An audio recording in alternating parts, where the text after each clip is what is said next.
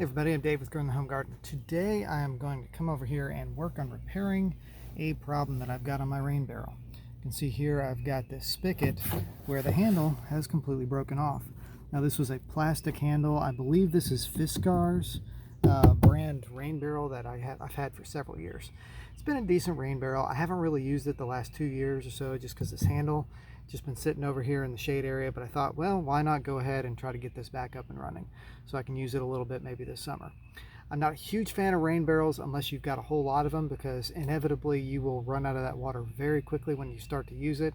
But it is a good supplemental way of capturing some extra rainwater and not running it off your house. So let me show you something about this rain barrel here that I'm not a huge fan of. And so when you are looking for a rain barrel, look for this feature or lack of a feature when you're checking them out. See, so here is inside the rain barrel. And what I'm not a huge fan of with this particular rain barrel is how high up on the sidewall the valve area is. I mean, that's really high up here. So you've got all this area down here below on the rain barrel that is not going to be able to pull into that little out spout. So you've got to get your water up this high before it's even going to go out into your hose area.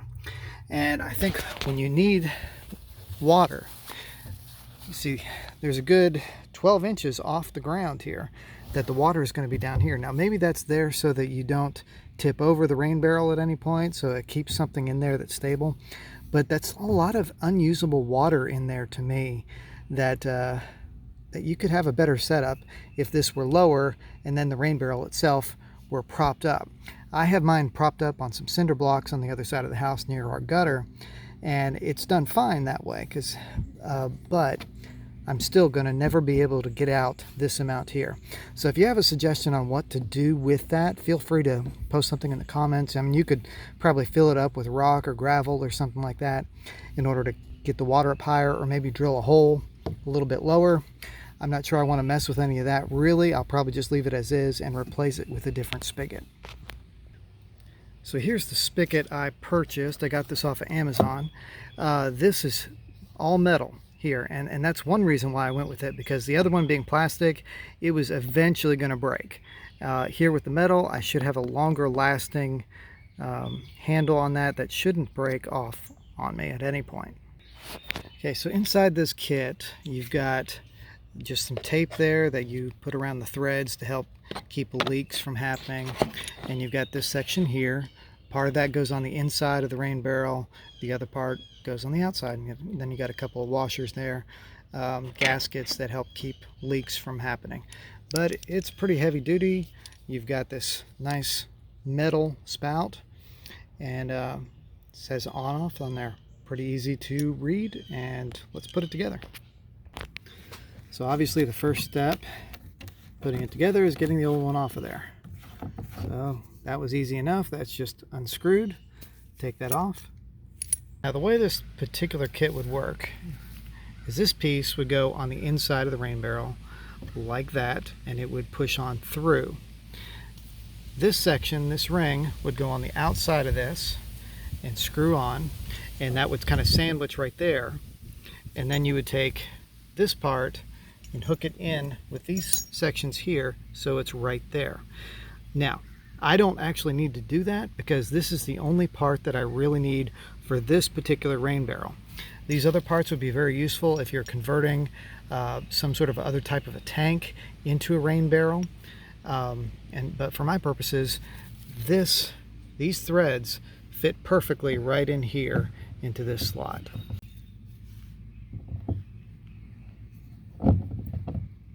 Just be very careful starting off because you don't want to cross thread things.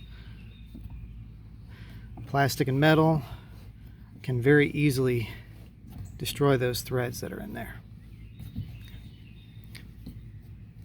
I suppose what I could do is drill a different hole for this entirely. Down lower, that would use the whole thing just like I was starting a brand new rain barrel kit, but I'd need to plug this somehow. Alright, so there we have it. And here that's the off position, and this is the on position. Typically with these kind of valves, if it's kind of in a straight line from there, it is open, and when there's something that could be going parallel to it, it is not open. It is closed. So before I go put this back in its spot, I'm going to fill it up and make sure that there aren't any major leaks. If there are leaks, I'll come back and I'll put some of that thread tape over here and around this little spot. Okay, so far, no leaks whatsoever right there. I didn't use any of that tape in there. If it were to leak, that would be an easy fix to just take that tape and put around there and kind of enclose those threads a little bit better. You can see there, it's all set. It took just a couple minutes to put this in. Pretty easy job to do. And just so you can see kind of where the water level is right now, it is right there. So it's definitely holding the water back pretty good. And I'm going to open the valve now just to see how the valve works.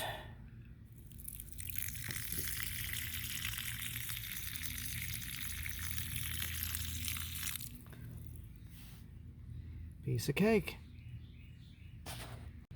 So after leaving it sit for a couple minutes with some water, I noticed that there is some leaking coming from this opening right here. So I'm going to go through, take this back off again, release the water down to a low enough level where I can take this back out again, and then I'll put that tape on it, and then we'll put it back and see how it does.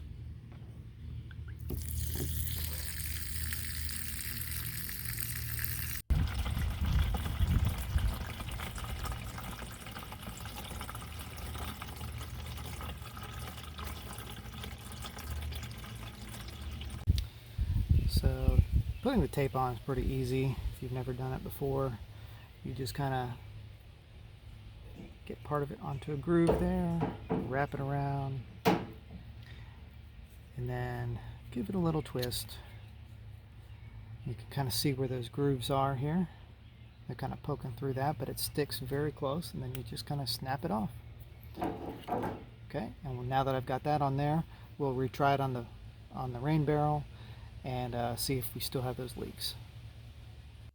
Okay, here we are refilling the water, trying to get that water level above where the drain line is.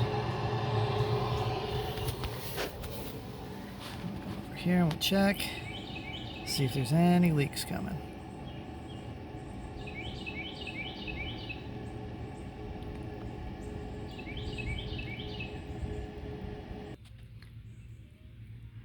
So it's been sitting a couple of minutes, and I'm not seeing any dripping coming from that spot right there. So it looks like we've got the problem solved with just that little bit of Teflon tape which came with the kit. So it's pretty easy to do this whole project. It cost me, I think, about $17 for the whole kit, but it's well worth it when you think about how much water you're going to be able to using from the rain, the natural rain, which is actually better because it doesn't have the additives that water companies put into it like chlorine.